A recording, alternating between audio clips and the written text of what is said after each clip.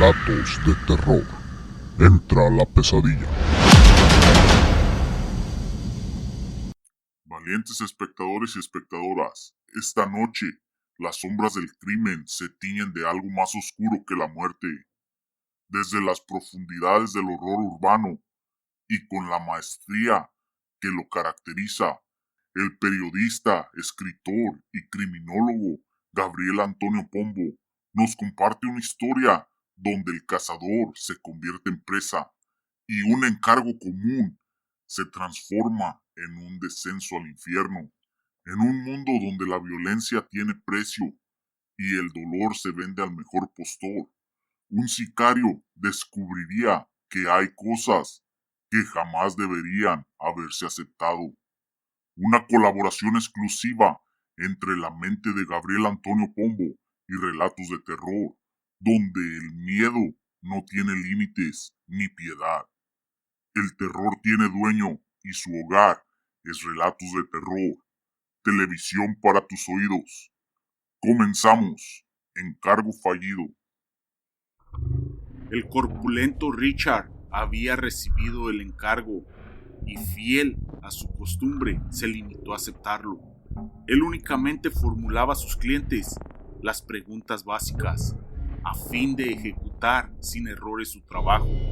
Por eso venía, desde 4 días atrás, espiando a aquel muchacho, aguardando el momento adecuado. El objetivo era un buen mozo, un varón blanco de cabellos castaños y facciones delicadas, que vestía con elegancia y exhibía sus finos modales.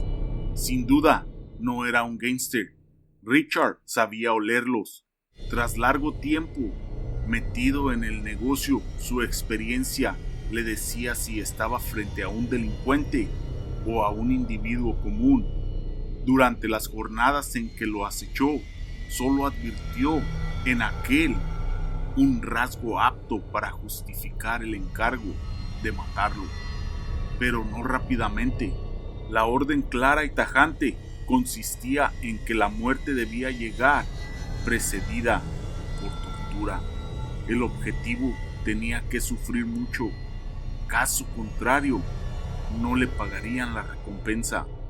Ese rasgo que no lo condenó debía tener relación con la atractiva presencia del muchacho, simpático, exitoso con las mujeres, a las cuales besaba dentro de su coche y las que galantemente dejaba por las noches en sus casas, después de pasar con ellas un rato en el hotel alojamiento. Siempre concurría con las chicas al mismo hotel. Cliente preferencial debía ser, se dijo el sicario, cuando otra vez lo vio salir de esa residencia. Sí, ese debe ser el motivo, pensó Richard. El tipo es un mujeriego y seguro que se emparejó con la joven esposa del jefe. La rubia debía haberle montado los cuernos con este sujeto. No la reprocharía si así hubiese sido. Acostarse con ese viejo gordo y calvo tenía que resultar todo un agobio por muchos lujos y comodidades que aquel le brindase. Por fin, Richard tuvo la oportunidad. No había moros en la costa. El objetivo se hallaba sin compañía y caminaba con el aire despreocupado.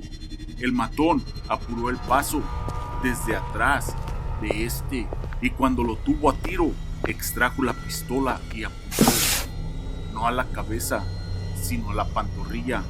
El joven emitió un quejido más producto de la sorpresa que del dolor. Algo que le había pinchado. Se inclinó para quitarse ese objeto clavado en su carne que había atravesado la tela de su pantalón. Se trataba de una aguja hipodérmica cuyo líquido lo adormecía. El hombrón se aproximó aún más y cuando el agredido se desvaneció, lo tomó entre sus fornidos brazos. La calle estaba desierta, continuaba sin haber nadie a la vista. Arrastró el exánime cuerpo hacia la camioneta y lo introdujo en esta. Una vez ahí, procedió a atarlo vendarlo y amordazarlo. Acto seguido, arrancó el vehículo y puso rumbo a aquella caverna donde tenía su mirada las ratas. Ellas lo conocían y lo recibían con chillidos, que a Richard se le antojaba de gozo. Cuando sacaba de su bolsa trozos de carne, debía darles muy rápido el alimento, pues corría riesgo de que lo mordieran en el fragor de su voracidad. Pero más allá de esa preocupación, el matón se sentía seguro. Era el proveedor, no la presa. Las ratas conocían la diferencia, no eran tontas. También en esta ocasión estaban alegres por verlo, creyó Richard, mientras arrastraba ese cuerpo bien atado hacia el interior de la gruta. La víctima se había despertado por el camino y sollozaba. Nadie oía sus gritos, amortiguados bajo la mordaza, pero ya era hora de quitársela y también la venda. Lo dejó tendido sobre la tierra mientras los roedores aguardaban con agitada expectación desde la penumbra. El captor mostró un cuchillo a su presa y con gesto veloz le rasgó la frente, que empezó a sangrar. Luego jaló los pantalones al maniatado joven y practicó varios tajos en los muslos desnudos. Las ratas olfatearían el fluido. Antes de retirarse, armó la cámara y la dejó prendida, enfocando la escena. Dentro de unos días regresaría para llevarse el rollo con la filmación y así acreditaría la eficacia de su faena. Y no tendrían excusas para regatear el monto, su merecida paga. Pero cuando el asesino a sueldo salía de la gruta, algo inusual sucedió. Lo trababan desde uno de sus tobillos. Tironeó energéticamente sin lograr mover su pierna, que seguía inmovilizada. Quizás el infeliz había reptado, arrastrándose hacia él, y le agarraba el pie para rogar clemencia, pensó. ¿De dónde sacaba tanto vigor ese enclenque? Miró hacia atrás, pero la cerrada bruma no le permitía visualizar nada. Maldito desgraciado, se dijo con fastidio, mientras buscaba en su chaqueta la pistola recortada que usaba para matar a corta distancia. No tendría más remedio que pegarle un tiro para que lo soltara, aunque solo debía herirlo, no liquidarlo. Las ratas tenían que finiquitar la tarea. No tuvo tiempo de extraer su arma. Sin embargo, aquello que lo tenía aferrado era una mano gigantesca. Por cierto, no parecía su prisionero y poseía una fuerza descomunal.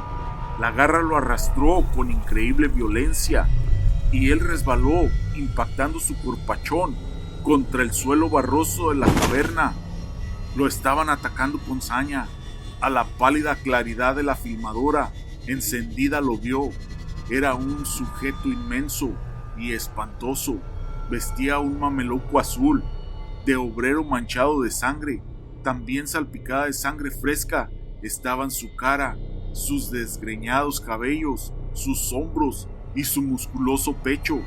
Parecía un carnicero demente que acabara de consumar una faena atroz. Después, su rostro deforme, un par de ojos llenos de odio, miraban con expresión de animal salvaje. La boca del gigante exhibía una dentadura que más de un ser humano se asemejaba a la de un cocodrilo, de afilados colmillos. De las sucias encías escurría saliva por la anticipación del alimento con que saciaría su hambre. Su respiración agitada y ronca cortaba el aire enrarecido. Esgrimía una enorme cuchilla en su diestra aquella bestia humana. Con el revés de esa arma apaleó una y otra vez al sicario, que rodó atontado sobre el suelo húmedo. El desmayo le evitó comprender cuál sería su trágico destino. aquel desquiciado levantó nuevamente su cuchilla, ahora con el filo apuntado hacia el inerme sicario. Con un movimiento seco y terrible violencia, sacó el aire y cortó la cabeza limpiamente. Cercenada, se desprendió del cuello y dando tumbos se detuvo al pie de la máquina filmadora. Durante la refriega, el joven cautivo zafó las ataduras de sus piernas con las muñecas liadas a la espalda. Haciendo un supremo esfuerzo, se incorporó y, enredado con sus pantalones, se echó a andar en paños menores. Emergió de la cueva, huyendo sin mirar atrás. Corrió y corrió, liberándose de una muerte tan horrible como segura. El fuego se apaga, pero el eco del horror sigue resonando. Esta noche fuimos testigos de que incluso los verdugos pueden convertirse en víctimas y que en el juego de la muerte nadie controla el final. Desde las sombras agradecemos al maestro del crimen y la mente detrás de este relato, Gabriel Antonio Pombo, por permitirnos cruzar una vez más los límites entre lo humano y lo monstruoso. Y a ti, valiente espectador y espectadora, gracias por atreverte a escuchar lo que otros no se atreven ni a imaginar. Recuerda, el miedo más real no siempre viene del más allá. A veces vive entre nosotros.